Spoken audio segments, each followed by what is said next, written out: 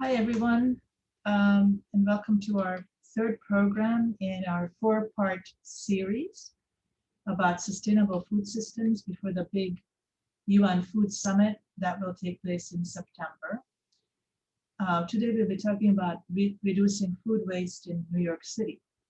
I'm Ann Nickel. I'm with the United Nations Association of New York, and I'm really pleased to present to you this evening three panelists: Matt Jozwiak, founder and CEO of Rethink Food; Marc de Konkoly Thege, owner of My Oh My Hydroponic Farms; Ceci Pineda, executive director of BK Rot.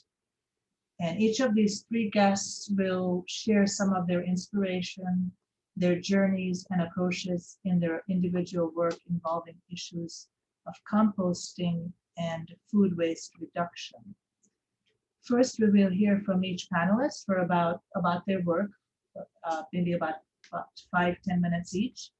And then they'll have a conversation among themselves so that we can better understand what they do before turning it over to you, the audience, for a Q&A. So let's start with Matt. Matt, I'll hand it over to the floor to you, and you can tell us what you do. Sure, and thank you for including us.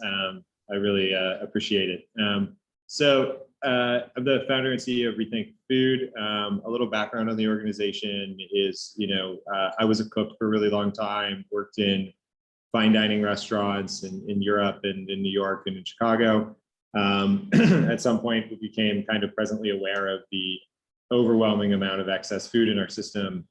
And, we focus on practical systems. So our original idea was there's a lot of it, people need food, we'll bring it into a kitchen and we'll cater local community centers, which kind of has been a focal point of our organization to this day, is that a large part of the food waste movement that we see, a large problem with it, is that community centers end up being kind of dumping grounds for excess. And so what we try to do is make sure that we're listening to the needs of the community center. We're working with the CBO, community-based organization. We're spending time to actually understand their needs and then working backwards towards the source of the food. When the pandemic hit, Rethink was making 5,000 meals a week and had we really felt like we had an obligation to our community centers, even though we weren't receiving excess food because all the restaurants were closing. We really felt the need to continue to make meals for our communities. And so we ended up pivoting and starting a program where we worked with small businesses to basically help them create meals for local community centers. And this was kind of our eureka moment and the genesis of what we do now, which is Rethink Certified. And we have 76 restaurant partners across the country, small businesses, some of our caterers. We fund them to make meals for their local community center. And what we find is that, when we've had discussions with people about donate your food, the first thing is, you can't, it's illegal, then we don't have any waste, then it's, some other excuse. But when you see people actually getting compensated for the work that they do for catering their local community centers, they're actually a little more incentivized to use their excess food. So we built a program called Rethink Certified, started listing small businesses, and we've seen not only them reduce their food excess, we've seen the businesses become more profitable. And so for us, it's allowed us to really bolster the neighborhoods that we partner with to get as much, kind of value out of the philanthropy dollar as possible. We still do have standard operations. We have the Rethink Cafe, which hasn't bought an ingredient for 5 months and generates about $4,000 a month. It costs about it generates like about $2,000 a week and costs about $4,000 a week. So we're chipping away at a circular economy there, where we can actually utilize excess to pay for the use and reduction of excess in New York. And we also have a commissary kitchen and some food trucks as well. So that's the long and short of it. And hopefully that was helpful.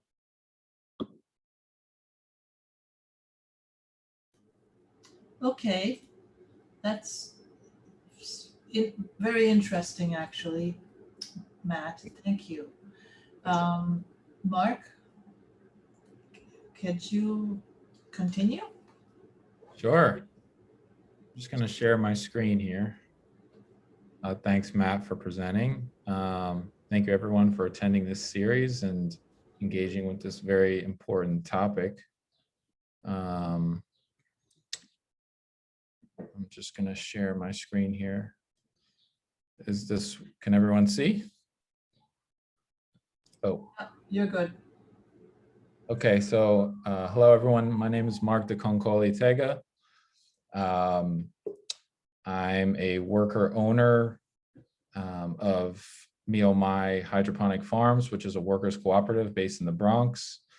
I'm going to talk to you a bit about my work the past 4 or 5 years, which spans across a couple organizations and sort of focusing on a couple of different aspects of this problem. Just on this title page, you can see an image down here in the corner of the signing of the commercial waste zone bill with Catherine Garcia, the commissioner of the Department of Sanitation. So we'll be talking a little bit about the legislation that's guiding the approach to this problem, to addressing this problem, and me in the corner there with some project partners at a co-packing facility, which are often large generators of organic waste, and where, you know, an area in which we need to look to it to reduce waste. So how do I advance here? There we go. So the journey started with a nonprofit called Rojo Compost, which I co-founded with a colleague. Basically, our mission was to partner with commercial generators of organic residuals and collect it in this box truck and bring it to compost facilities in the New York region. It was very hard work. We diverted about 3 million pounds of food scraps to compost facilities such as this one owned by Shabazz Jackson in Ulster County, New York. So it's about 75 miles north of the city line. We found the work to be rewarding, but extremely hard, and kind of speaks to some of the, I think, pitfalls of relying on kind of large scale commercial composting. It involves a lot of trucking and kind of ships the nutrients often to facilities outside of the city. So my approach has gradually moved more towards localizing that processing, which is certainly something that Ceci focuses on as well. So you can see some of these residuals that we were regularly disposing at compost facilities was juice pulp from a co-packing facility in Brooklyn. Very high quality material, which we ultimately sought to divert by making it into food products. So this is me with Donaldo Aragon and Paul Baudier, the owners of East Coast Co-packing, after we had received a grant to convert juice pulp into an edible food product. And that grant funded our research and development in making some of those products, but ultimately was not enough for us to commercialize production of these dips and spreads, which you can see here, or sort of pestos, kind of versatile vegan yeah, dips and spreads and pestos. That's really what I can call it. It actually tasted quite good. But I think it just speaks to the need for as much institutional support as we can give to these sort of projects to find a higher use for organic residuals, which are generated in such high volume. So I do want everyone to be aware that New York City's commercial waste law has been reformed within the past 2 years. You can see sort of some of the main highlights of what it achieved and what it was addressing in these bullet points. Most relevantly to perhaps to the people attending here, particularly Ceci and I, in which I was involved with the advocacy to come up with the definition for this. But the law established that micro haulers of organic waste who collect 7 tons or less per day of organic residuals in zero emission vehicles and on bikes don't need to basically apply for a license to work within the system. So that kind of creates a new industry of potential entrepreneurs to collect organic residuals and compost it or find a higher use for it and upcycle it. So I think that this is an exciting time, although we should really be paying close attention to how the waste system evolves under this system. So now I'm a member of, I stopped in my capacity working with Rojo Compost, and I work with a workers cooperative now in the Bronx called UNA-NYC Hydroponic Farms. We do vertical farming, urban agriculture, growing microgreens, which are incredibly nutrient dense, healthy food for the community, which really, this type of food I think can bolster the work that Matt is doing to address food insecurity, because this food is so nutrient dense and is really quite easy to grow, and is possible to grow in cities because you can grow it on shelves and you kind of use vertical space. So this is our farm in Pelham Gardens, Bronx. This is Edward Gebecki and Kellen, who are 2 of our members. Worker cooperatives, I think, incentivize young people to come in because you are a worker owner.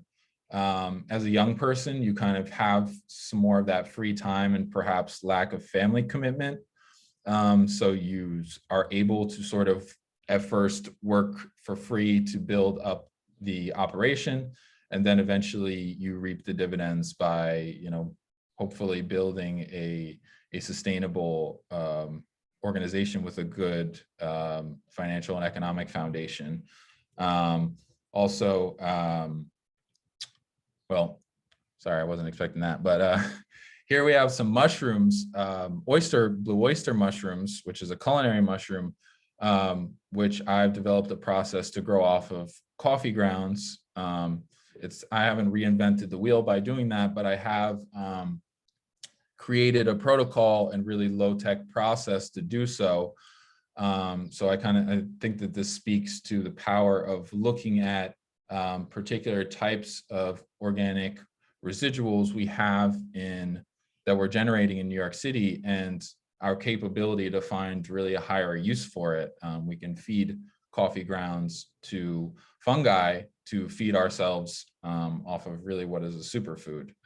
Mushrooms are incredibly nutritious and have a lot of protein and can substitute for meat if someone so desires.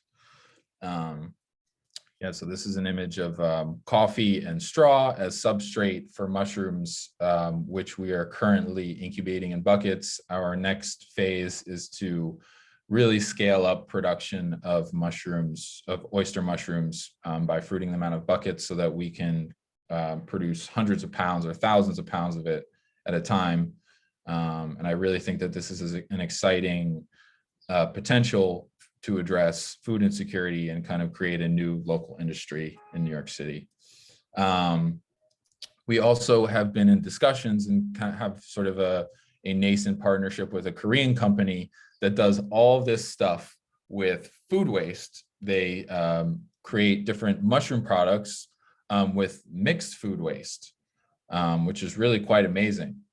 So you don't just need to use coffee to kind of grow food directly from food scraps. So I think it just kind of speaks to the potential, breakthroughs that we're on the cusp of, or just by putting into action some of these plans and technologies that are available around the world to really take residuals and make it into something that can address food insecurity in our communities. So here's some of our Rambo radish and oyster mushrooms cooked. This is delicious, nutritious food, and I hope that we can grow more of it. Thanks very much, y'all. Please reach out if you're interested in this work. Thanks, everyone. Oh, thank you, Mark. I'll have a couple of questions for you when we hear from Ceci. So Ceci, the floor is yours. Yes, I'm going to share my screen as well.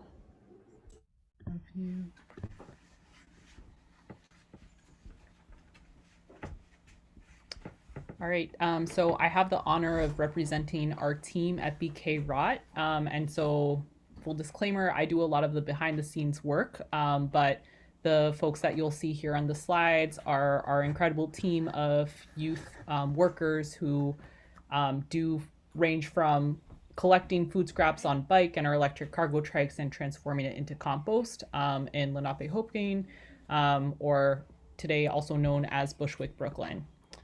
And so a little bit about us at BK Rot. We were founded in 2013 by Sandy Nurse and Renee Pepperone. Actually, sorry, I'm just going to start my stopwatch so I see how much time I'm taking.